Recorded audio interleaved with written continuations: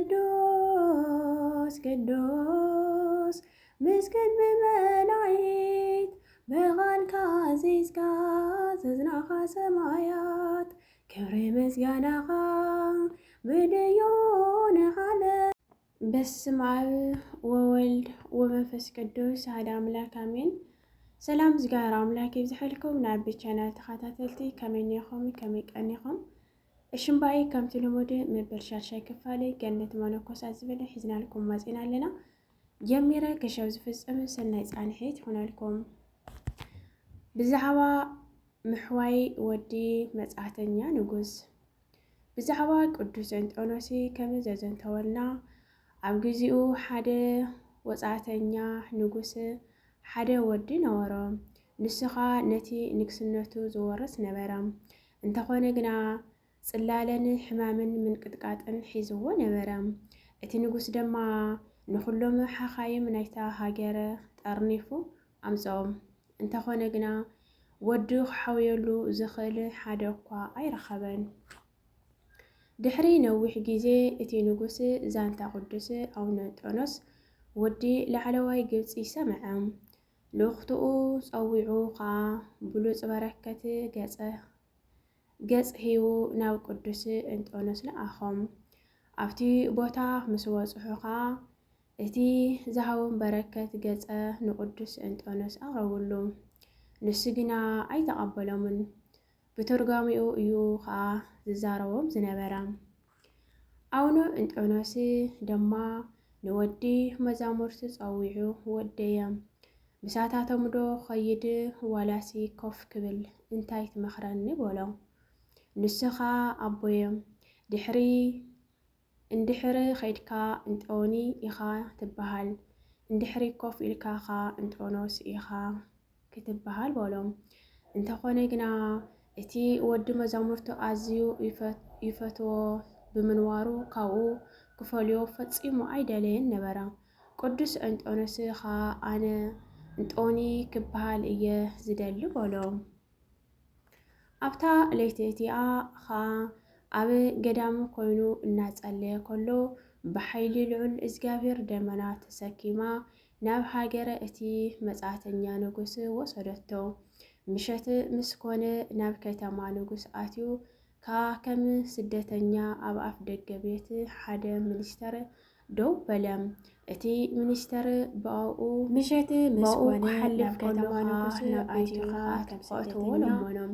ኣብ ኣፍ ቤት ኣትዩ ኣብ ማዕዲ ምስ ተቐረቡ እቲ ሚኒስተር ብኡ ክሓልፍ ከሎ ኸዓ ሓንቲ ሓደ ሕውር ሓደ ኸዓ ስንኩል ደቂ ዝነበርዋ ቤት ኣትዩ ኣብ ማዕዲ ንኽልቲኦም ደቃ ድማ ኣብኡ ሓንቲ እቲ ቅዱስካ ነቲ ሚኒስተር ንጉስ ጥራይ ወዱ ክሓውየሉ ዝደሊ ኣይምሰልካ በሎም።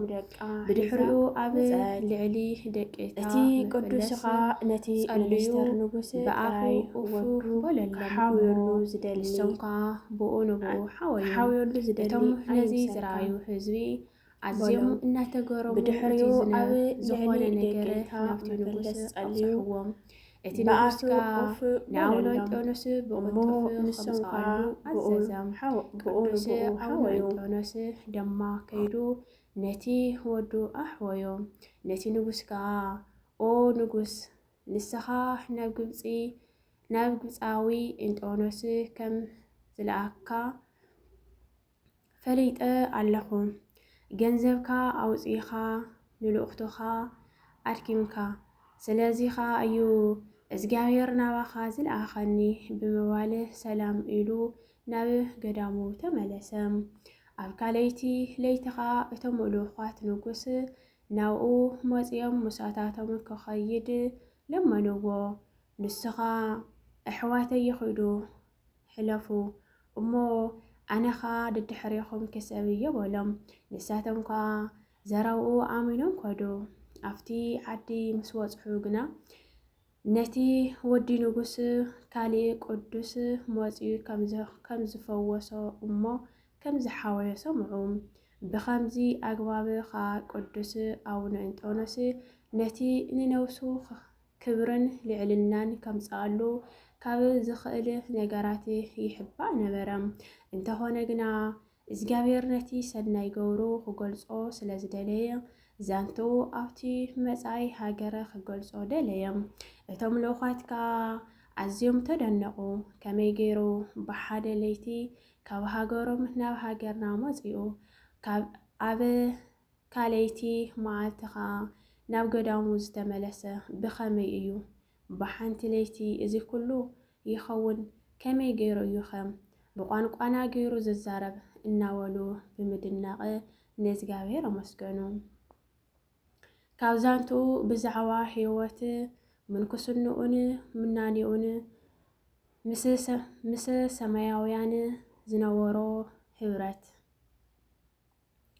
ሓደ ካብ መነኮሳት ከዓ መግለፂ ክረኽቡ ካብ ኦሪት ዘለዋውያን ሓንቲ ጠቕሲ ኣልዒሎም ሕቶ ክሓትዎ መፁ እሞ ነታ ሕቶ ምስ ሰምዐ ብቕፅበት ብድድ ኢሉ ነፀልኡ ኣልዒሉ ናብ ኣጻምእ በረኻ ኸደ። እንተኾነ ግና ኣቡነ ኣሞን ብምስጢር እቲ ዝኸዶ ይፈልጥ ስለ ዝነበረ ሰዓቦ። እቲ ኣቦ ኣብ እቲ ዝደለዮ ርሑቕ ቦታ ምስ በጽሐ ድምፁ ዓው ኣቢሉ ኦ እግዚኣብሔር ኣምላኽ ነዚ ጠቕሲ እዚኣ ክግለጸለይ ንሙሴ ነቢይ ግዳ ለኣኸለይ በሎ። ሽዑ ንሽዑኻ ሓደ ድምፂ ተዛረቦ። ኣቡነ ኣሞን ከዓ ነቲ ድምፂ ሰምዖ። እንተኾነ ግና እቲ ፍረ ነገሩ ኣይሰምዖን፣ ትርጉሙ እውን ኣይተረድኦን። ብመንፈስ ምፍላጥ ኣቦና ኢላርዮን እውን ካብ ሶርያ ተበጊሱ ናብቲ ኣቡነ እንጦኖስ ዝነበረሉ ጎቦ በጽሐ። ኣቡነ እንጦኖስ ከዓ ኦ ኮኸብ ጽባሕ ፀሓይ ወርቂ ዝኾንካ ክቡር ሓወይ ናባይ ዲኻ መጺኻ? ንስኻ ናባይ ክትመጽእ ኣባይ ካብ ኮነለይ በሎ። ኣቡነ ኢላርዮን ድማ ሰላም ንዓኻ ይኹን ኦ ሓላዊ ፍጥረት ዝኾንካ ዓምደ ብርሃን ኢሉ መለሰሉ። ቅዱስ እንጦኖስ ትርኢቱ መንፈስ ቅዱስ ዝመልኦ ዘንጸባርቕ ብርሃን ነበረ። እዚኻ እቲ ኣብ ውሽጡ ዘሎ ዘደንቕ ዓብዪ ጸጋ እዩ። ዝረአየካ ቅዱስ እንጦኖስ ኣዝዩ ፍሉይ ነበረ። ንጽህና ነብስን ሰናይ ሕሊናን ዝውንን ረዚን ዓቃል ኣብ ርሑቕ ቦታ ዝተፈጸመ ነገር ናይ ምፍላጥን ናይ ምርኣይን ጸጋ ዝነበሮ ኣቦ እዩ። ሓደ ካብ መዓልትታት እቲ ቅዱስ ኣብቲ ዝነበረሉ ጎቦ ኮፍ ኢሉ ከሎ ንላዕሊ ገጹ ኣትኪሩ ጠመተ እሞ ነፍሲ መነኮስ ኣሞን ነትርያ ብኢድ መላእኽቲ ተዓጂባ ብደበና ትንሳፈፍ ክትዓርግ ከላ ኣብ ህዋ ረኣያ። መንፈሱ ከዓ ኣዝዩ ሕጉስ ነበረ። ርሕቐት እቲ ቦታ መንገዲ 13 መዓልታት እዩ። እዚ ራእይ እዚ ክርኢ ከሎ ነብሱ ተሰለበት፣ ተከዘ። እቶም ምስኡ ዝነበሩ ከዓ እቲ ዝኾነ ነገር ክፈልጡ ሓተትዎ። ንሱ ድማ ኣቡነ ኣሞን ከም ዝዓረፈ ነገሮም። ንሳቶም ድማ እታ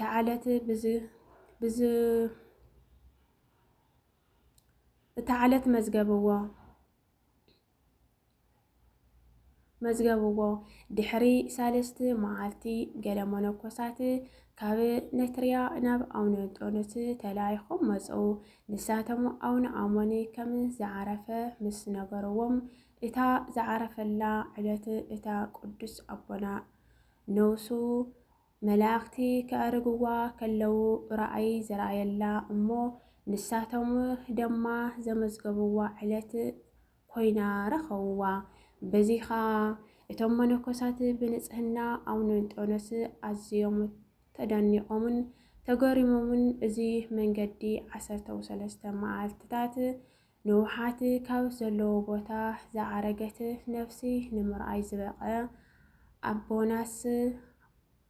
ኣቦስ ከመይ ዝበለ ንጽህና ልቢ ዘለዎ እዩ በሉ። ልቦናኡ ጥበብ ኣቦታት ከም ዝበሉና ናይ ኣቡነ እንጦንስ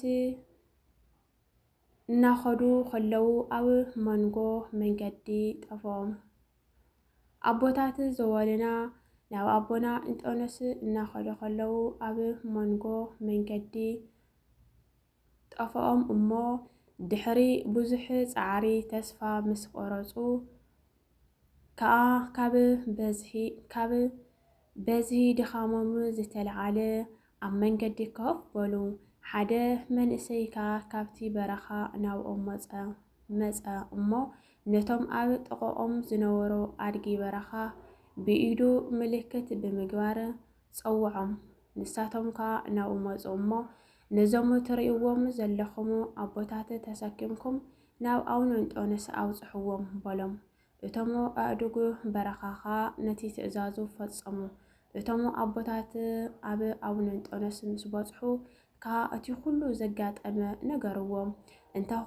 እንተ ንሱ ግና እዚ መነኮስ እዚ ሰናይ ዝመልአት መርከብ ይመስል፣ እንተኾነ ግና ኣብ ወደብ ይበፅሕ ድዩ ኣይበፅሕን ኣይፈለጥኩን ኢሉ መለሰሎም።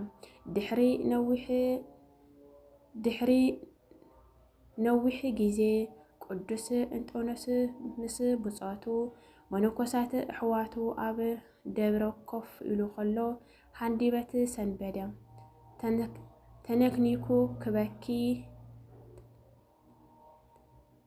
ተንበርኪኹ ከጸልን ቅዱስ ቅዱስ ምስግን ብመላእክት ብቃልካ አዚዝካ ዘጽናኻ ሰማያት ክብሪ ምስጋናኻ ምንዮ